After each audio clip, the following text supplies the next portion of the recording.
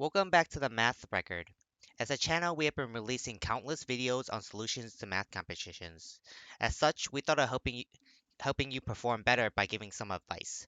As a disclaimer, you don't need to follow any of these advices that we're going to be giving, as they're just like our opinions. But I advise you to at least think about it if you want to take a math competition more seriously. My main advice is to enjoy math however you wish. So learn at your own pace. If don't let others like affect how you should be learning, even us. So learn math, enjoy it as it comes to you. Well, that having that out of the way, let's actually begin. So the first advice that we have is to number advice one is to use your calculator. There is generally two calculators that you probably want to use in competitions: the TI-84 and the TI-Nspire. So, out of the two, the only one that I have used a lot is the TI Nspire. So I'm just gonna talk about this one because this is the more I know, the more I know of. So you might yeah, an argument for the TI 84 is that it's common. It's one of the most commonly used in schools, so you might be able to get like more help on it if you don't know how to use it. But the one that I would like to promote is the TI Nspire. I'm not like, you know, advertising them, but like, I'm not like paid by them. But like basically, I really believe that this is one of the better this is probably the better product because it's actually I believe it's more organized and it's more compact. So there's more stuff in there, and it's more organized based on like categories, like probability is in one section, statistics is one section. Like there is really organized for Inspire, so you should probably have this. And they also have you can able to control your significant figures, and you could put up to 12 of them. So 12 significant figures. So if they ever ask you to round to like the thousands, right? So maybe the answer was like 1.234, right? I'm just giving a random number. The N star will give you like 1.234, 5, 6, 7, 8, 9, and then like let's say 1, 2, 3, right? Because that's 12 significant figures, right? So it'll give you 12 sig figs no matter what. And that's the max they could do. You could set it to like 6 or like 2 or something. You don't need as much, but 12 is a lot, so you're generally not gonna get the wrong answer. And also, it has built-in functions which you could already put in. So some of these are like be able to like polynomial solvers, or maybe there's something called nsolve or solve, depending on which one you use, which is basically there's different like nspires. There's the CX, the CAS, and the two. The CX and the CAS are both version 1, so version 2 is basically just a better CX and CAS. The difference between these two is the CX is like the normal version and the CAS is like the really scientific. So the CAS will give you precise answers while the CX wouldn't. But it'll give you like really, really good approximations. Like really, really good. So like it will be like if the Nspire give you 12 significant figures, like the CX will give you 12 significant figures, while your CAS will give you something like let's say square root 2. So it's definitely gotta write the square root 2 when the answer is square root 2. It won't give you like decimals. Or like if it has something that's really weird, like square root 2, like it'll put that like that too. Like it's really precise for a CAS. And that's why so it has really good functions, and also you could import programs in there, which is also really nice. And there's also like I think it's a much easier to use than spreadsheet for Nspire. And well, 84 also has a spreadsheet, but I think Nspire does it better. I don't know. I mostly like to only use the Inspire because I feel like it's much newer and it kind of just feels better to use. While like a TI-84 is like a freaking brick, but like I'm not trying to like hate on them, but like it is like a brick to me. So like an Inspire like is basically just really light and really nice to use. Also, you could additionally put games in there, which is really nice. So advice one, learn to use your calculator. And I really mean to learn how to use it. Like the most I use is the spreadsheet, so you should learn. So you should probably do that one the most if you want to. It's preference. Number two, time management. So one of the basics you should know. So the bunch of these beginning ones are really basic. So for time management, oh sorry, it's basically let's say you have a test, right? And there's like 10 questions. 6, 7, 8, 9, 10, right? Time management in a competition would be like, let's say you want to answer the first 10 questions really fast, and then the next 10 questions you got to answer relatively kind of like slower, so you get them more right. That's usually because the first few questions are much easier than the next, so you got to be less prone to mistakes. So maybe 8 and 9 are really difficult, and maybe to like manage your time, maybe answer just 6 and 7, and then when you read 8 and 9, you find them they're really difficult, just do 10, and then come back to 8 and 9 later, and then be able to manage your time. This usually coincide with like test taking strategies and tips and tricks, which we would discuss later on in the video. Okay. Test taking number 3, perseverance. Okay. So this is basically not about the math, but based on yourself. So one of the things that I hate when people do when they're taking math is that they always give excuses. And my one advice, if you had to get anything from this video, is to don't make excuses.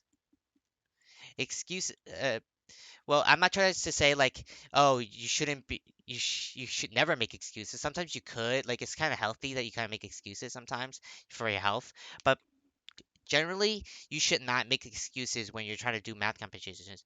If you can't solve something, try better at it. Don't give up, because if you give up, then you're just creating this atmosphere that if you ever see any like question that if you don't think you want to solve it, then you wouldn't solve it. Because you create this mentality that you're inferior to like other people because you can't solve these questions, which is definitely not true because everyone has the capability to solve it.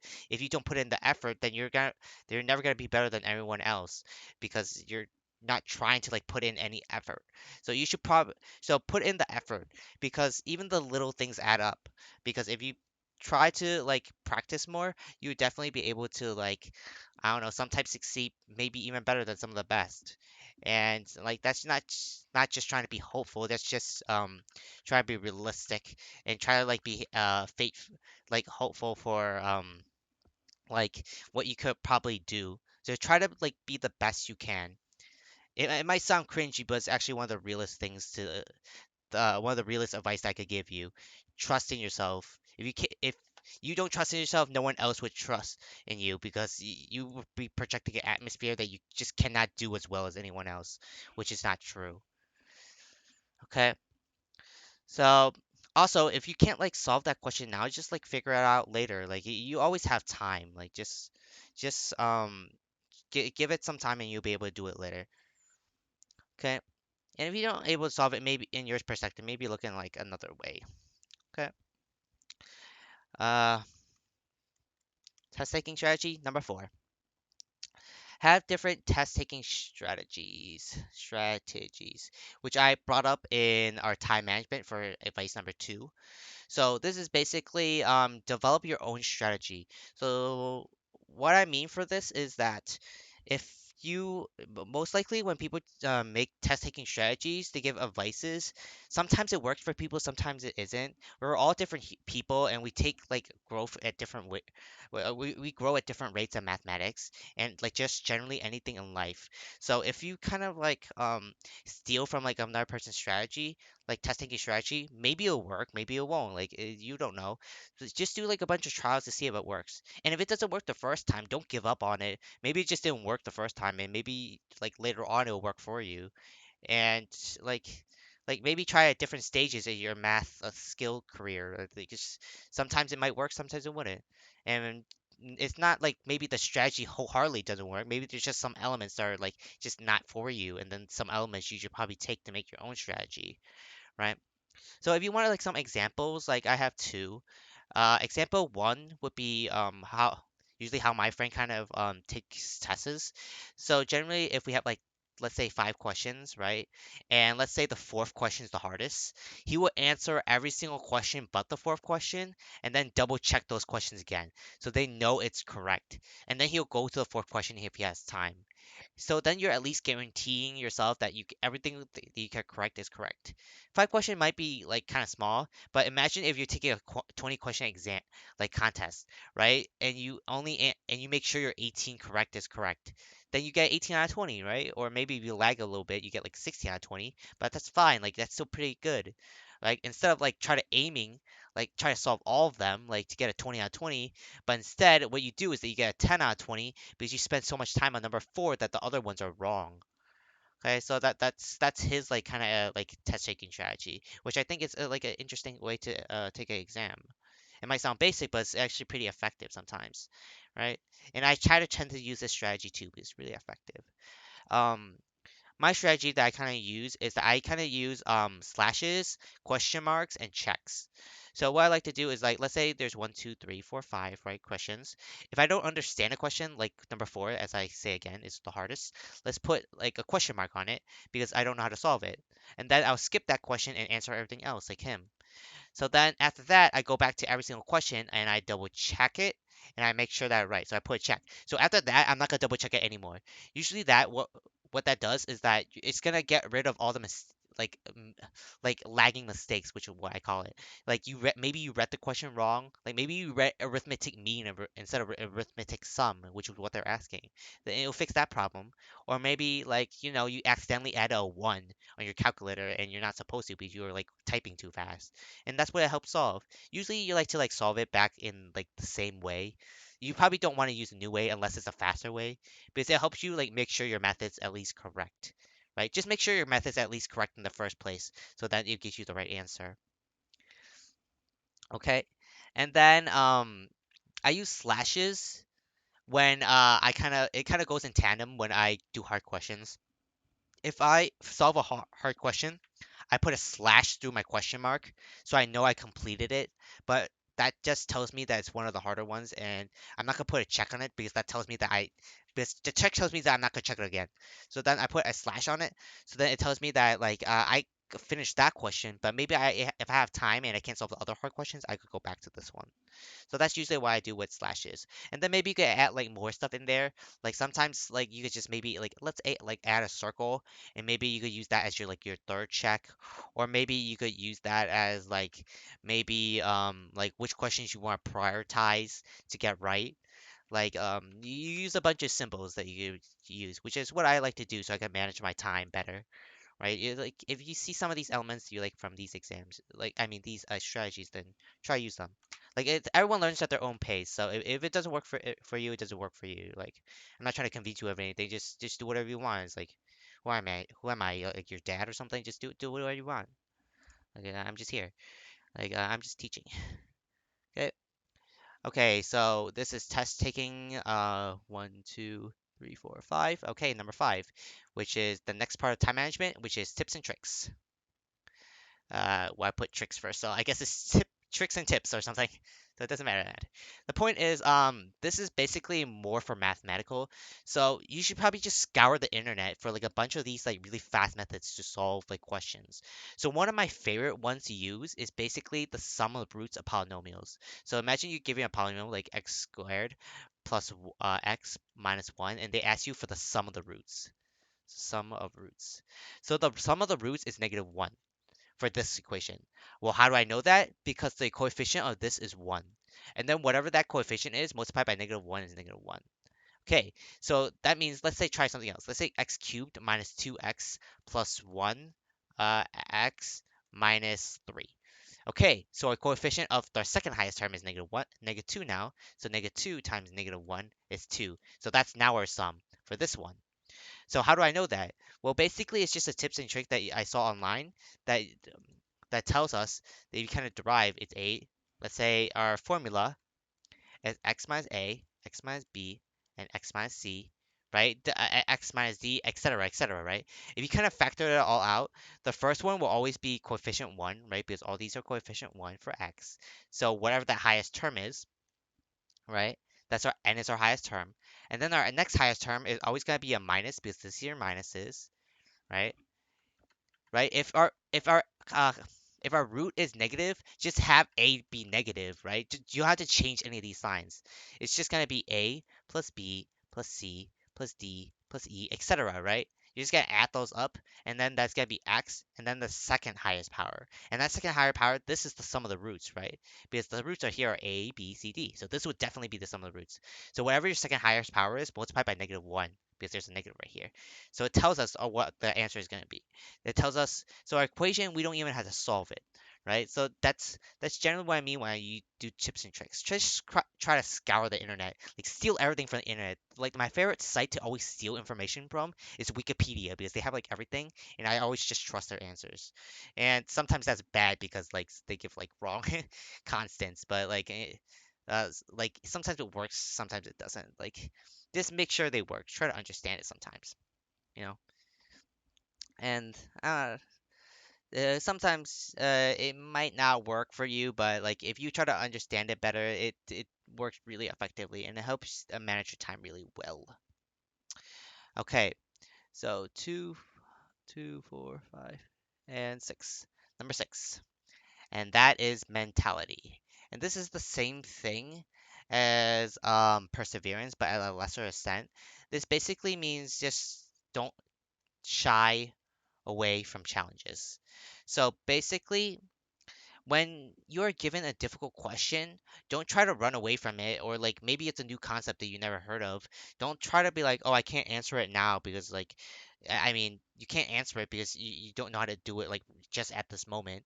But maybe just make it like a long-term goal and maybe try to do it. Because if you keep shying away from questions, it's gonna start building up and then you're gonna start thinking that maybe these topics you don't know how to do.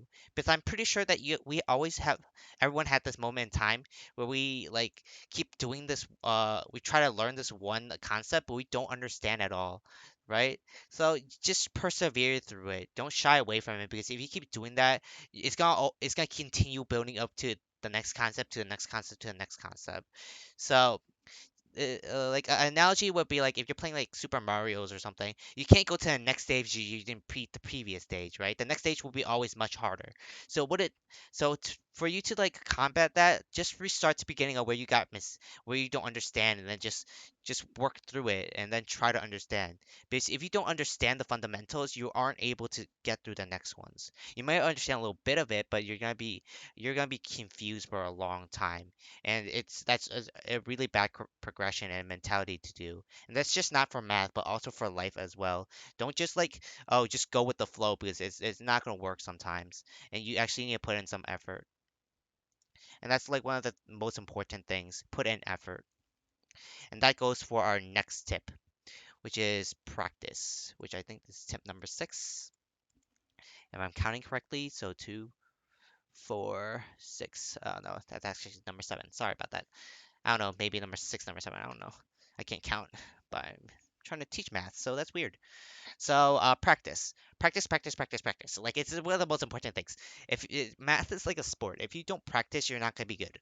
Like it's not gonna.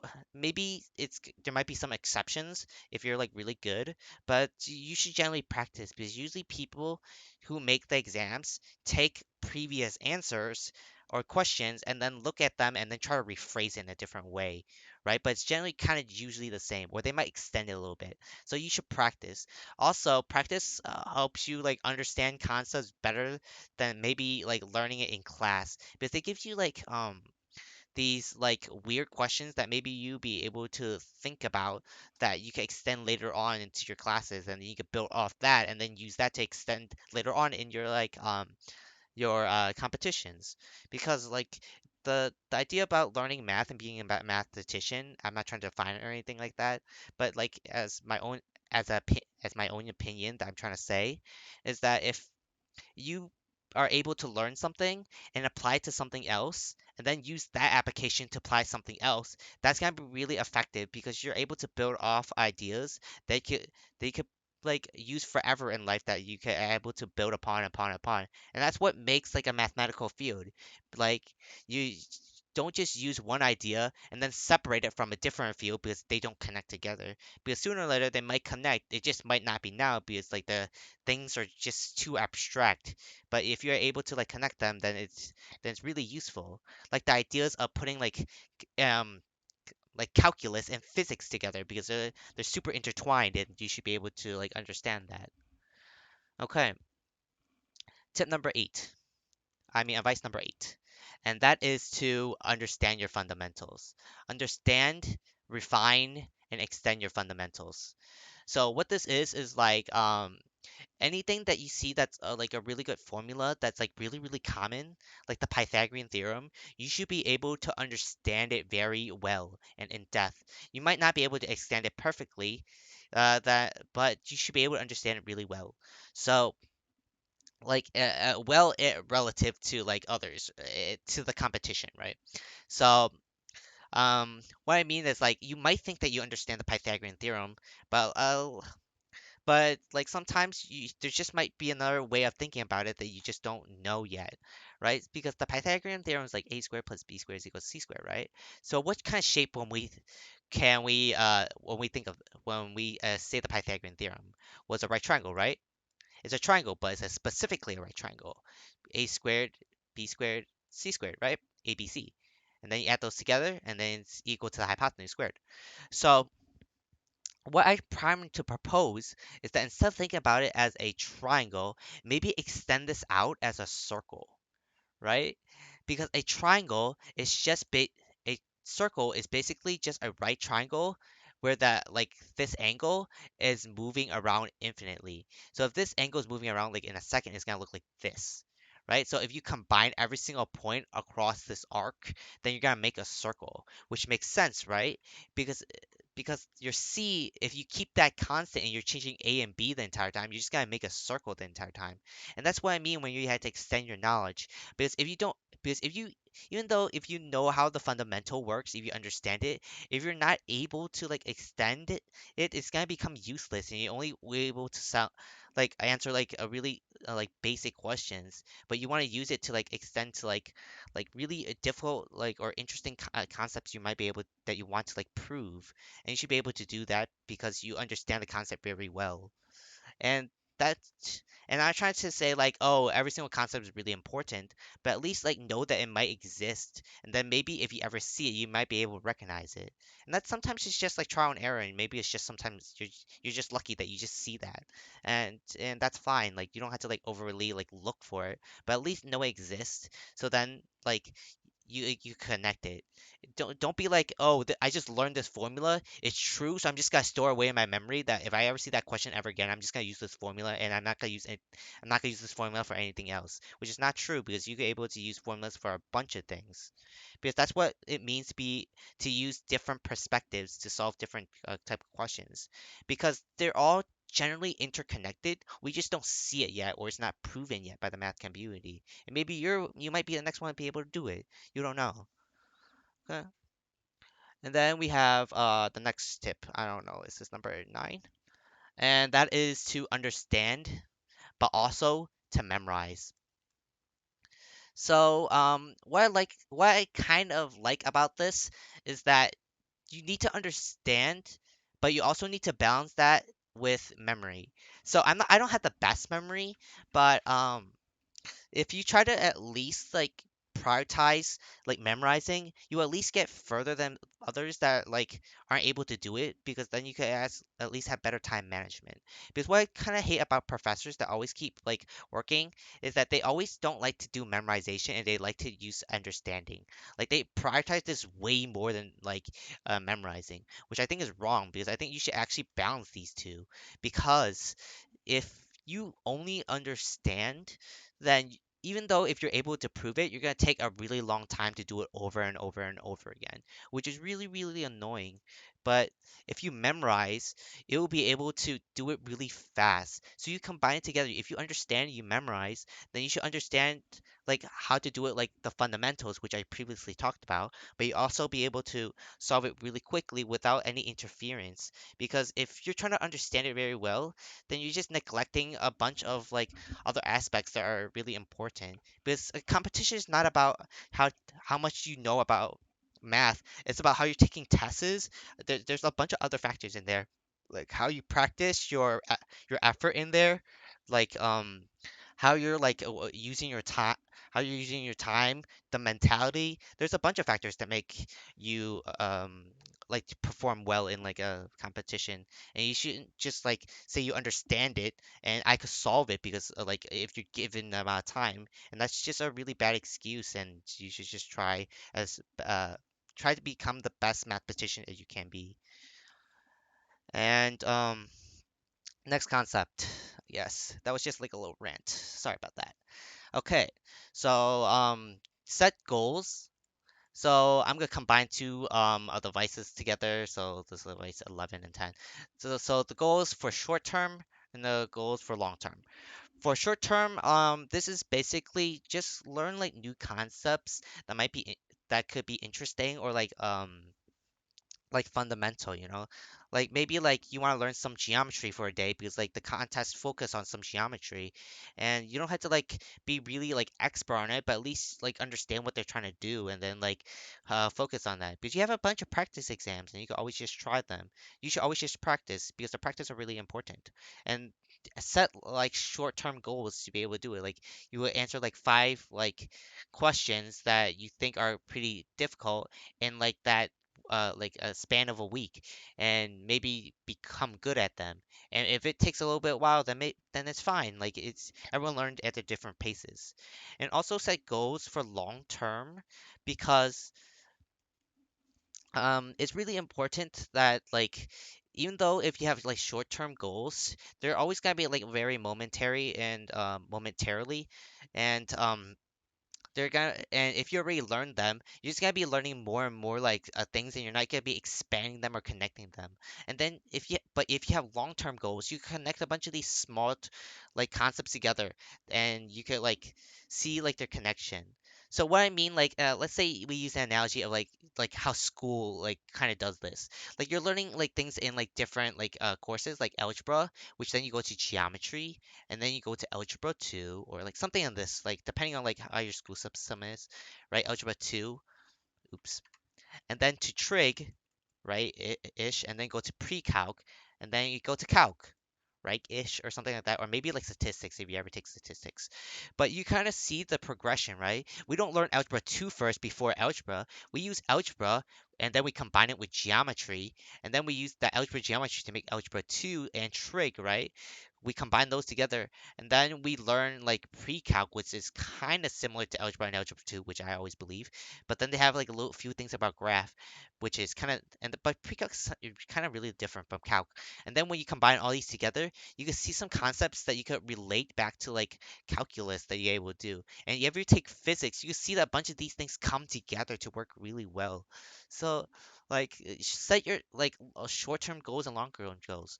Like your short terms, like I'm gonna learn algebra and algebra 2 across the years. But long term, you're gonna be focused on these courses and apply them in like concepts in like calculus. And that would be like your long-term goal. You don't have to do this like really consciously, but like subconsciously, you should just do it like generally like as a habit, and then maybe it would just seep into your brain as muscle memory, or like as memory that you have to like make these goals that you should like be productive and like work hard. And I'm not trying to say you should be like a workaholic, but like at least like, you could take like time to like laze around and like be lazy. I don't know. I do that all the time, like 24/7. But just like work at like your own pace, and then you'll get better over time. Okay. And the last advice that I would like to give you is to ask for help, right? If you don't know how to do it, just ask help. Even if you're like usually you're not as talkative, like make friends, like because you have like a math coach, they can help you, like he or she can help you, like your classmates, your club mates, right? They can help.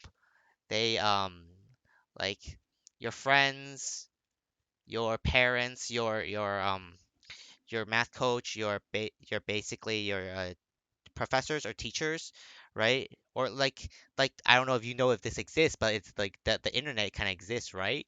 You can always go on Wikipedia. It's like one of my most favorite sites to use to get help from math. Even though like it has a bunch of words and it kind of gets confusing sometimes, but try to like use it constantly. You generally get like an idea of how to do it. Or maybe you could use some internets like Math Stack Exchange, which I generally use, which have a really good forum to understand and propose like interesting questions. And that's one of the things that you also need to do. Like don't just learn like fundamental or like important or realistic like math that you can apply to the real world. Learn some interesting ones that might not apply to the real world because it might interest you and you might want to study it later in life. Because that's what it's like. I'm not trying to define, as I said, math. the life of a mathematician, but if you want to be good at math, maybe like try to do some interesting things that you think is cool, but that other people might not like, but maybe you find it interesting. Do everything at your own pace and do what you like. Well, that's just some advice on some math competitions. It's not really anything with solutions, but as how you approach math. Well, thanks for watching, and I'll see you at the next math record.